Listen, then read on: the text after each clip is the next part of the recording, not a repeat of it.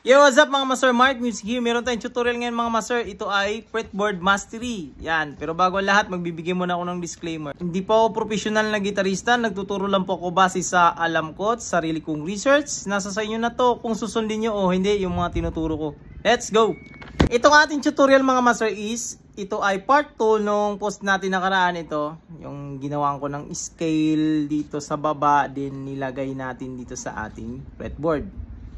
At para malinawan na rin yung iba kung ano yung mga nilalagay-lagay ko dito mga numbers sa ating fretboard. Yan. Ito yun mga master. So ito na mga master, para sa example natin na ito mga master is tatlong mga familiar lang na scale yung aking example ngayon mga master. Kasi para hindi na masyadong mahaba yung ating video mga master, ipapaliwanag ko lang yung mga scale na to.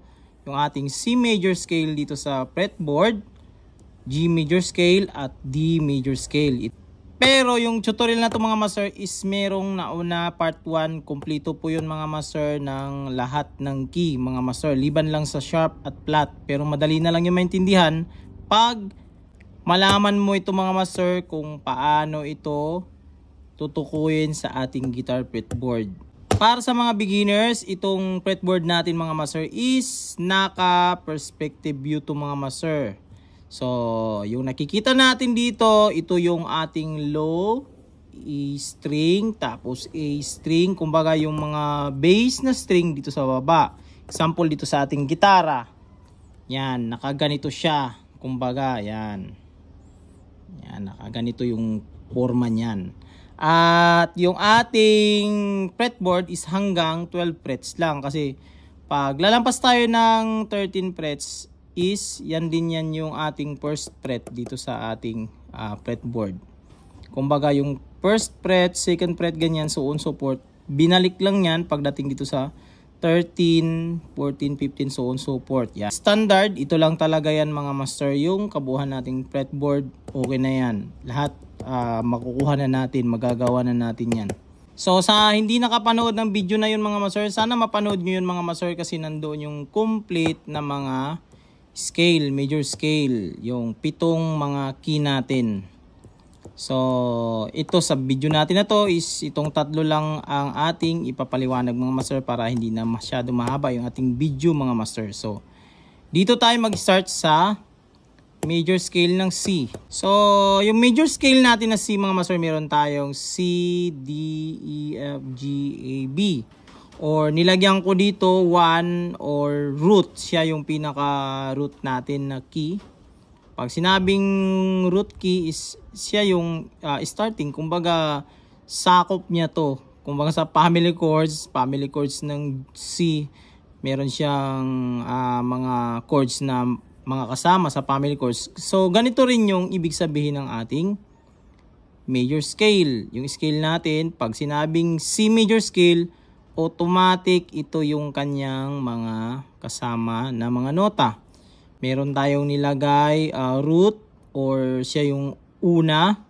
Then meron tayong major second, yan tinawag na major second to, or yung kanyang pangalawang nota. Then pangatlong nota niya is major third, perfect fourth, perfect fifth, major 6 at major 7. Yan, dahil major tayo mga master. Pero take note mga master, ito ay mahalagang malaman na bago tayo mag-proceed sa mga ganitong pag-aaral, mga nota na, make sure na memorize na natin yung ating fretboard. Ibig sabihin na memorize ng ating fretboard, alam natin yung mga nota ng ating fretboard para matukoy natin tong ating example na scale na C major scale, saan dito natin ilalagay. So hindi naman po pwede na mag-proceed tayo dito tapos hindi natin kabisado yung fretboard, hindi natin malagay yan kung saan yan. So ang una-una is kabisaduhin mo na yung fretboard bago ka mag-proceed sa mga ganitong pag-aaral. So yun. So ito na mga master, pag mag-memorize nito mga master is wag mong titignan to na random kung saan mo ilalagay. Lagi kang nakasunod sa low string mo. Ito. Yung ating open, ito tandaan nito mga master, yung nasa labas na nota na to is open yan. Kumbaga Sa gitara pa siya yung standard tuning. Yan, naka-standard tuning tayo. First fret natin is understable na. Yan ay F. Then second fret natin F sharp. Third fret natin is G. G sharp. A sharp. B, C. Yan. So, ito yung kanyang root. Nakita na natin yung kanyang root. So, pag mag-memorize tayo, bivisualize natin yan na sa 8th fret, sa low A string is nandito yung root. Yan. Hanapin naman natin, dito naman tayo sa A string. So, open A. First fret niya is B flat o A sharp. Yan. Same lang yan sila ng tone. So, sunod niyan B. Nandito sa third fret, yung another naman na root. Yan. Then, ito, isa-isahin na natin yan. Pagdating dito sa D string, ang root natin is nandito sa ating 10th fret. Yan. Sa ating G string naman, yung ating root is nandito sa 5th fret. Then sa ating second string, ito sa B, understood. B ito, walang B sharp. So, nandito na yung ating root. At dito sa octave na root din sa ating 8th fret. Same na note E, E. So, 8 frets din yan. Yan, nalagay na natin yung ating mga root. Pero ito mga master, take note. Tandaan natin lagi yung ating major scale na meron tayong whole tone, semitone, whole tone, semitone. Ito sa ating octave. Pero hindi na tayo maglagay ng octave dito mga master.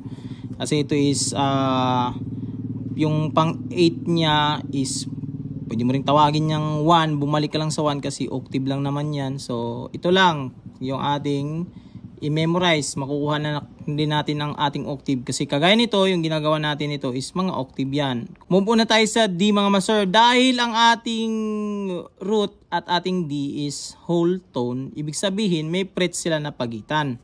So understood, ito yung ating root. Makikita na agad natin yung ating whole tone. Yan. So nandito yung ating pang number 2 or siya yung ating D. Lagyan ko lang ng number 2. Yan, para hindi kayo malito mga master. Yan. May indicator na rin sa baba na siya ay D. Then, sunod natin. Understood na natin dito sa ating pangalawa. Pag matukoy na kasi natin yung mga root mga master is so on so forth, madali na lang natin matukoy yung mga pagkakasunod. Yan, kagaya ng ginagawa ko ngayon. Yan. So, ito is 12 fret. Isasali din natin ito, yung ating open D. Kasi kasali siya sa ating scale. Yan, madali na lang siyang tukuyin. Kumbaga, basta malaman mo na lang yung pinaka-root, kayang-kaya mo na yang tutukuyin kung saan yung mga number na yan. Or saan yung mga sunod na mga nota na yan kasi natukoy mo na yung root. Then, sunod natin is yung number 3 natin, yung E. Galing tayo dito sa ating D is another whole tone ulit yan mga master. So, understood na meron na naman silang pagitan na frets. So, dito ako sa number 2. So, whole tone ako ulit. So, nandito na yung ating E. Yung ating number 3. Dahil dito siya 12 frets siya, so kasama din natin dito yung ating open. Yan. Lagi nating isasama yung ating open mga master pag mag-memorize tayo ng fretboard mga master. So, yan. So, on support na yan. Matutukoy na natin yan kung saan-saan yan sa ating fretboard. Yung number 3 mga master. Dahil naano na natin, dahil na-visualize na natin yung ibang mga number. Yung ibang mga number na yan or ibang mga notes na yan, hindi yan magbabago. Hindi yan magbabago. So, natukoy na natin yung ating number 3. So, number 4 tayo. Yung number 4, yung F note niya. So, ang number 3 at number 4 is, tawag dyan sa kanila is semitone. Pag sabing semitone, magkadikit lang yan sila. Or wala silang frets na pagitan. So, dito sa ating open E, ang susunod nito is F. So, ito na siya ang ating number 4 kasi wala silang pagitan. So, dahil natukoy na natin na yung 3 at 4, magkadikit lang sila. So, hanapin lang natin yan sa ating fretboard. Ganito. O, yung sa ating A string. So, nandito tayo sa 7 at 8. Yan, nasa 8 yung ating number 4. At move on tayo dito sa ating D string. Automatic, nandito na yung ating 4 kasi magkakatabi lang din naman yan sila.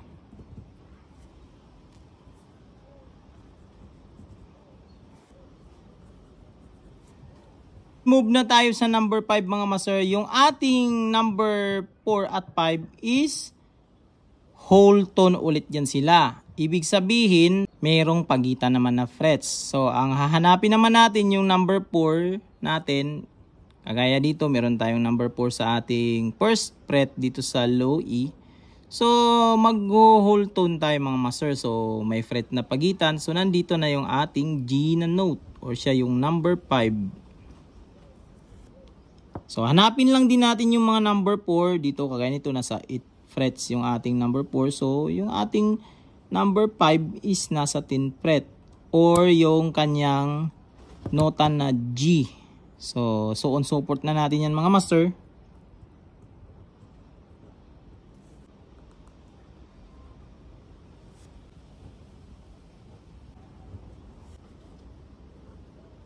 Then, sunod, yung number 6 natin, yung ating A na note.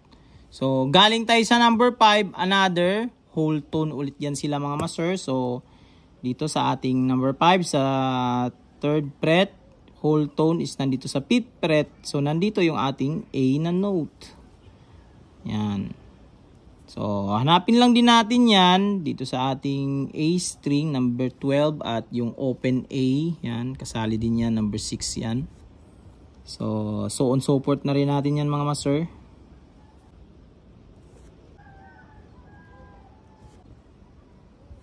Yung A natin at yung ating B is whole tone yan sila mga master. So, hanapin lang din natin yung ating number 6. Doon natin maglagay ng number 7.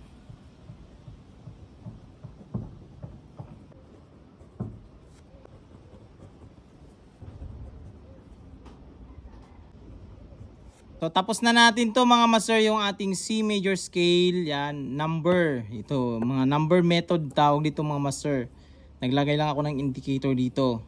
Dito naman sa ating G major scale, so, ganun ulit yung process natin. Pero ang gagawin ko dito is yung mga note. Note yung isusulat ko mga master. Pero pareho lang din yan mga master, pero para sa mas maintindihan pa ng iba na hindi sila malito, note yung ilalagay ko dito mga master sa ating G major scale. Fast forward ko lang ito mga master para hindi na masyado mahaba yung ating video mga master. Ilalagay ko muna yung G, lahat ng G dito sa fretboard.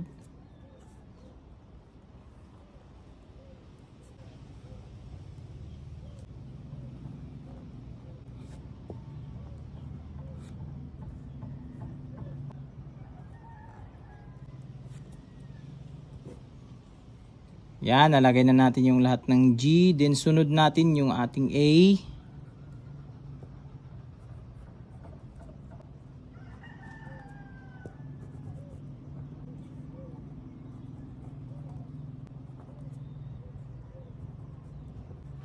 Yan na yung ating A.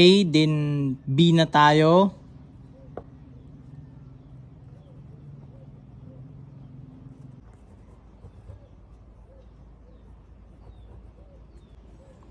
Ito na yung ating B mga master. Then C.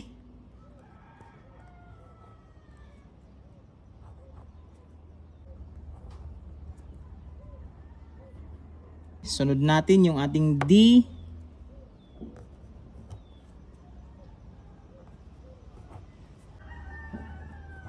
Yan na yung ating D. Then yung ating E.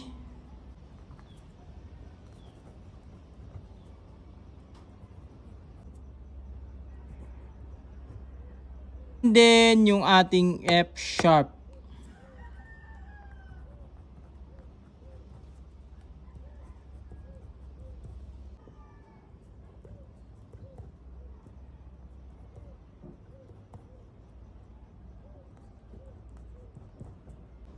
Yan.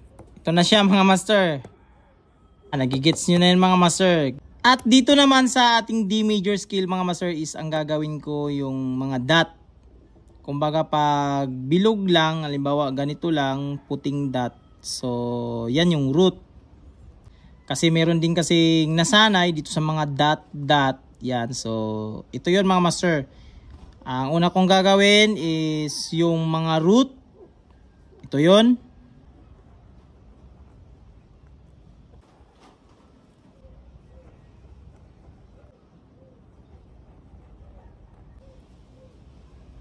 Yan, nakikita niyo dyan mga master, yung mga puti na yan na bilog. Yan na yung ating root. Then, yung pangalawa natin yung ating major second.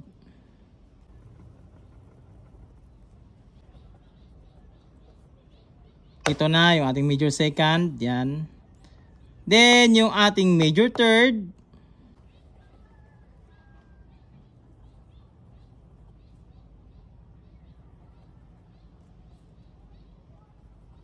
Then yung ating perfect fourth.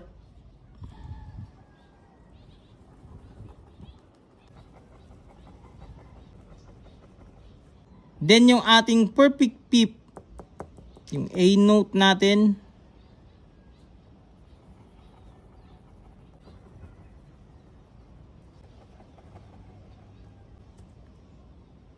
Yan na yung ating perfect fifth.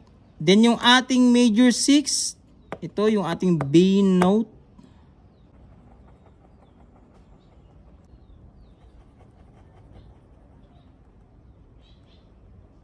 At yung panghuli yung ating perfect 7. Yan. Yung ating C sharp.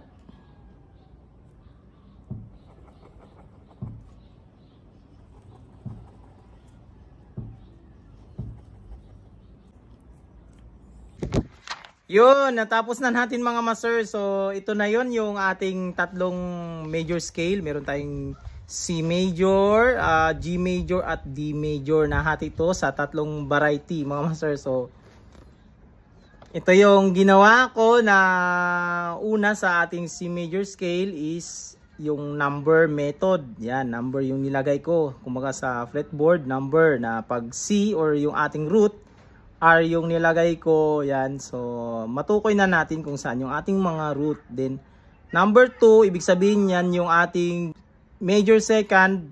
So, yan, nakalagay number. At para rin sa nalito dito sa number mga master, gumawa rin ako ng mga notes din. So, ito sa G major scale naman, nilagay ko mga notes. Yan, malalaman nyo agad yan. Mas madali siyang intindihin para sa iba na, although pareho lang din naman sila mga master na maintindihan, pero merong mga nasanay din sa mga notes yung nakikita nila, so naglagay din ako ng notes. At meron ding nasasanay at may nag-request din na mga dot dot, so ginawa ko rin ng mga dot. So pag puting dot is yan yung ating root, yan dito sa ating D major scale. Yan. Sana mga master, naintindihan nyo ito mga master, at sana panoorin nyo yun yung part 1 nito mga master, kasi nandoon yung buong mga major scale natin. Kumbaga nandoon yung ating 7 key yan, ng major scale. Liban lang sa sharp at flat, pero pag maintindihan nyo ito mga master, yung tutorial natin ngayon mga master is madali na lang din matukoy kung saan yung halimbawa G sharp major, yan. Madali mo na lang yan siyang matukoy kung maintindihan mo to mga master yung ating topic ngayon mga master. So dito lang sa video natin na to mga master. This is Mark Music. God bless you all. Peace out.